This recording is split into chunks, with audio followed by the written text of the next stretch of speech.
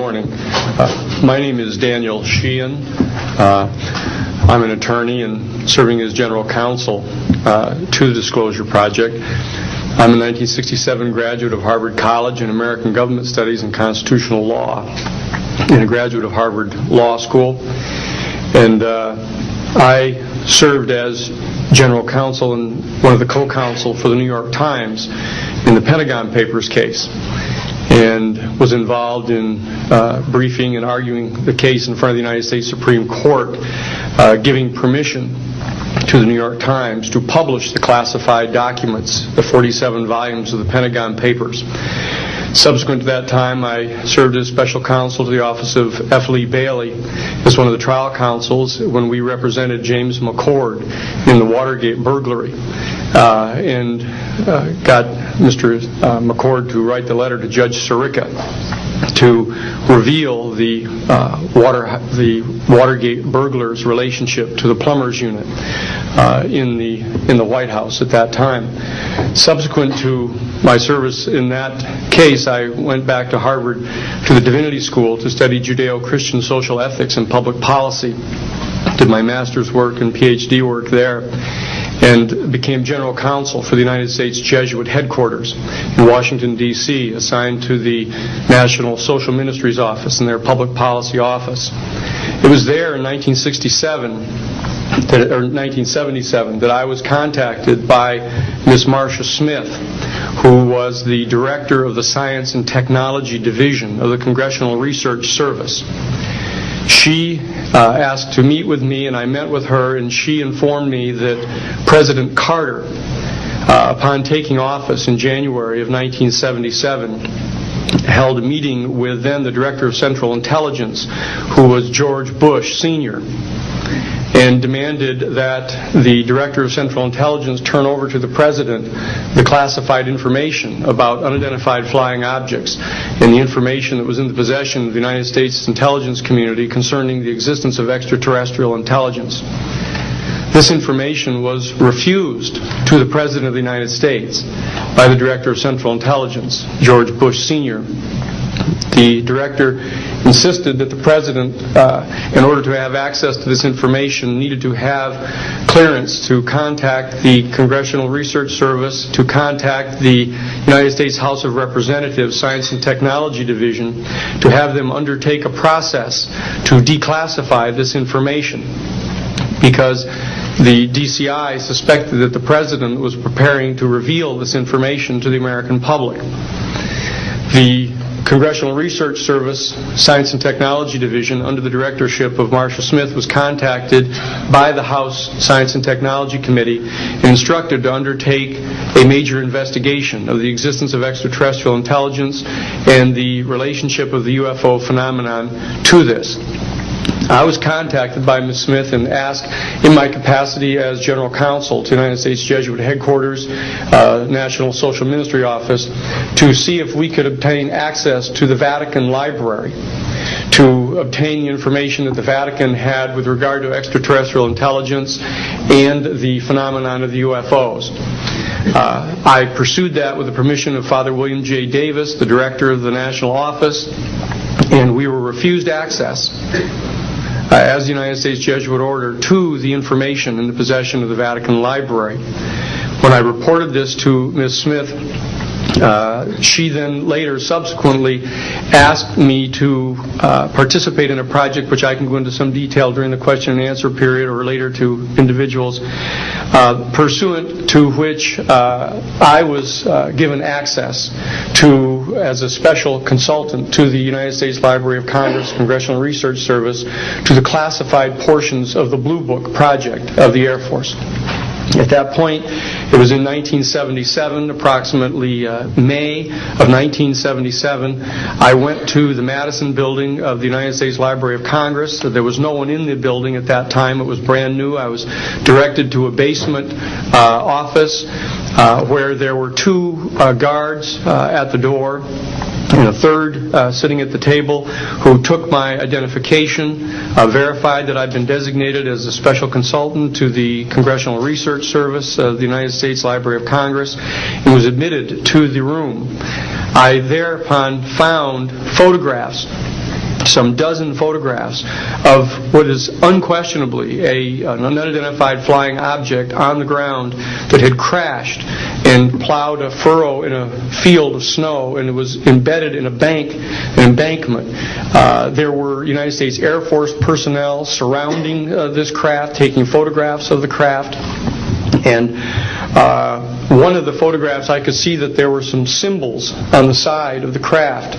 So I proceeded through the photographs and found a close-up photograph of these symbols. I'd been instructed that I was to take no notes and had to leave my briefcase and all my identification outside of this room, but I had brought with me a yellow pad. And so what I did is I opened up the yellow pad and refocused the overhead camera onto the same size as the cardboard backing of the yellow pad, and I physically traced the copies of the symbols on the side of this craft, closed the yellow pad back, put the microfiche back into the canister, reclosed the box that I had, and I said, "It is time for me to leave." And I took this and proceeded to leave the office, at which point the security guards stopped me, and one of them said, "What is that you have there, Mr. Sheehan?"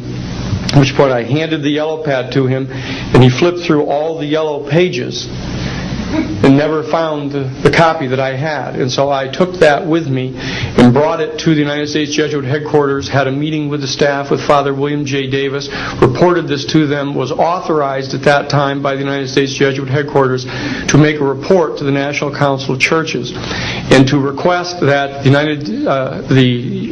entire 54 major religious denominations of our country undertake a major study of extraterrestrial intelligence, which they declined to do. I was subsequently asked to deliver a 3-hour closed-door seminar to the top 50 scientists of the Jet Propulsion Laboratory of SETI, the Search for Extraterrestrial Intelligence, which I did do in 1977. I'm more than happy to testify under oath to these details to the United States Congress, and would be happy to meet with any members of the press at that time. You may recall I also served as chief counsel to the Karen Silkwood case, in which we obtained the rulings in the Karen Silkwood case. I also served as chief counsel in the Iran-Contra case. It was the first one to testify before the United States Congress to the existence of the off-the-shelf enterprise of Richard Secord and Albert Hakim. I'll be more than happy to share the details of what I believe to be the relationship between this off-the-shelf enterprise and the secret government, which is concealing this information from the American public. And I am happy and proud to serve as general counsel to the Disclosure Project. Thank you very much.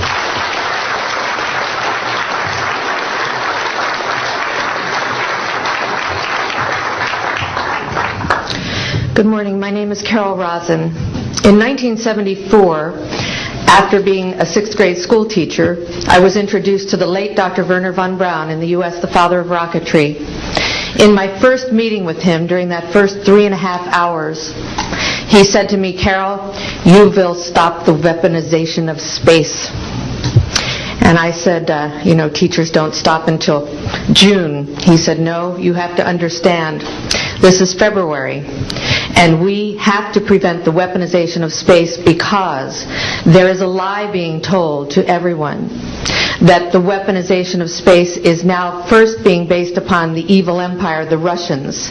There are many enemies," he said, "against whom we're going to build this space-based weapon system.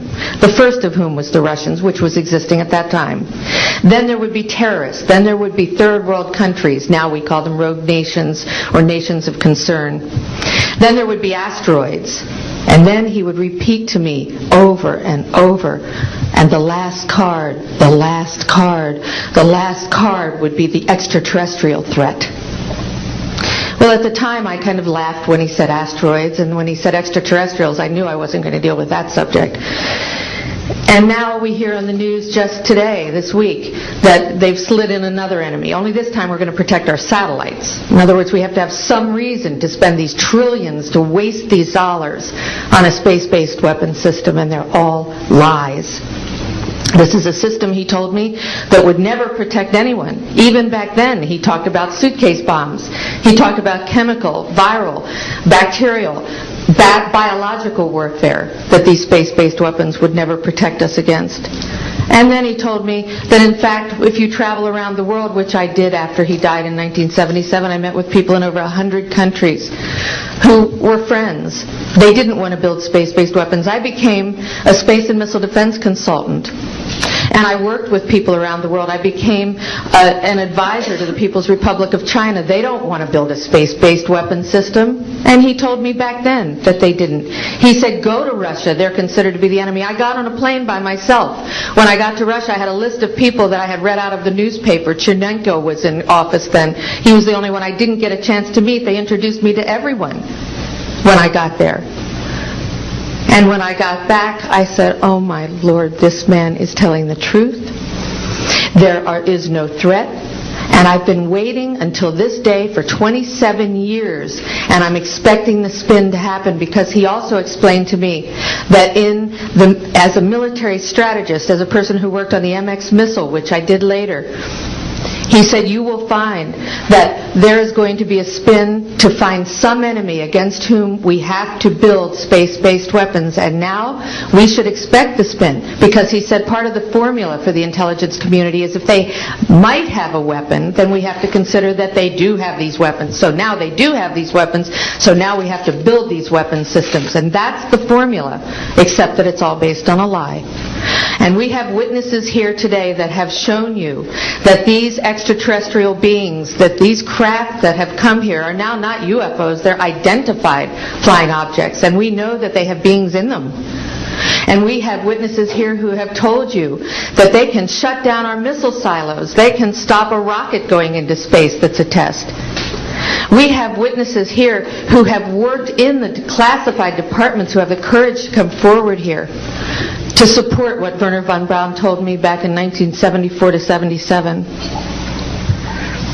And I will testify before the Congress that when I founded the Institute for Security and Cooperation in Outer Space, which I shut down a few years ago because I didn't believe we had a chance with this huge, integrated around the world, complex weapon system, that we had any chance at all of transforming that war industry into a space industry that could provide benefits, like Dr. Greer has said, of global warming. We can end that situation of that problem. We can end the energy crisis. We can build now non-polluting technologies. Wernher von Braun used to tell me that we could have cars back then that drove around off the ground. He described this to me on beams so that we have no pollution on this planet. And we can solve the problems of the people that are urgent and potential, and the other animals and the other cultures on Earth and in space. And we can end the arms race without dislocating the industry jobs, without disrupting the economy, by transforming, Wernher von Braun told me, the war industry into a global cooperative space industry that will provide, he said, finally, more jobs and profits on this planet than during any hot or cold wartime, more products and services that can be applied directly to solving the problems of this planet.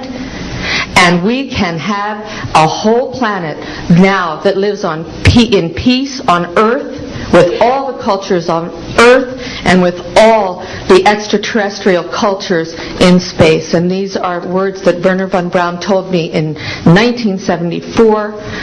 And I will testify before the Congress under oath about everything I have said and more. Thank you.